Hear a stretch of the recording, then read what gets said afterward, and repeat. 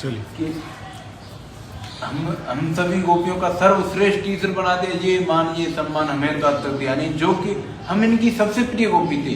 इस बात से राधा रानी रूठ करके मान करके वहां से रूठ करके मान करके चल देती हैं और यहाँ पे आके बैठ जाती हैं। जब राधा रानी रूठ करके मान करके चल देती है, यहाँ पे आके बैठ जाती है, तो महाराज बंद हो जाता है। और महाराज बंद हो जाता है तो काना प्रभु देखते हैं यहाँ तो हमारी राधा रानी है, उनको ढूंढते हुए पुकारते हुए आते हैं तीनों लोगों में कि राधे जो अब कहाँ हो, शुरू जो अब कहाँ।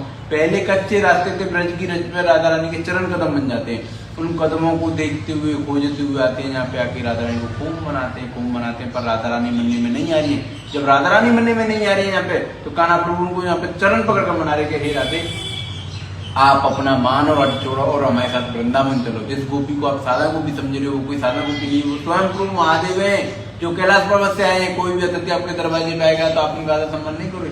तो राधा रानी उनसे कह रही है, देखो प्रभु, हम इतनी दूर से पैदल चल के आए, हम तब थक गए, अब हमारे बस की नहीं है, अब हम यहाँ पे कुछ समय के लिए विश्राम करना चाहते हैं। तो कान्हा प्रभु उनसे कह रहे, अच्छा राधे, आप थक गए, आप चल नहीं सकते तो आप ऐसा करो, आप हमारे कंधे पे विराजमान हो जाओ, आपको हम आज अपने कंधे पर बिठाकर लेकर चलेंगे वृंदावन। राधा रानी उनके कंधे पर विराजमान हो जाती हैं, कान्हा प्रभु उनको लेकर चल देते हैं वृंदावन की ओर। तो उनकी सखियां आह्लाद करने लग जाते हैं कि देखो कान्हा कैसी लीला करेंगे, राधा रानी को अपने कंधे पर बिठाकर लेकर जा रहे हैं। उस आह्लाद के कारण कान्हा प्रभु अंतर्ध्यान हो जाते हैं। जब कान्हा प्रभु अंतर्ध्यान हो जाते हैं तो राधा रानी उनके हाथ में बड़ा हार होती है कि मेरे प्रभु कहाँ गए, मेरे कृष्ण कहाँ गए।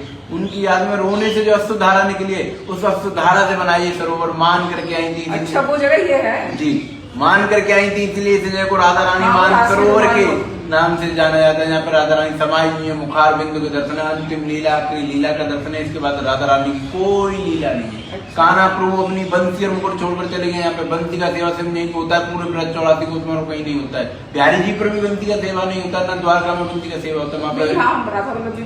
वहाँ पे सुदर्शन राधा वल्लभ में तो होता है, क्योंकि वहाँ पे तो राधा रानी साथ में है, इस वजह से होता है।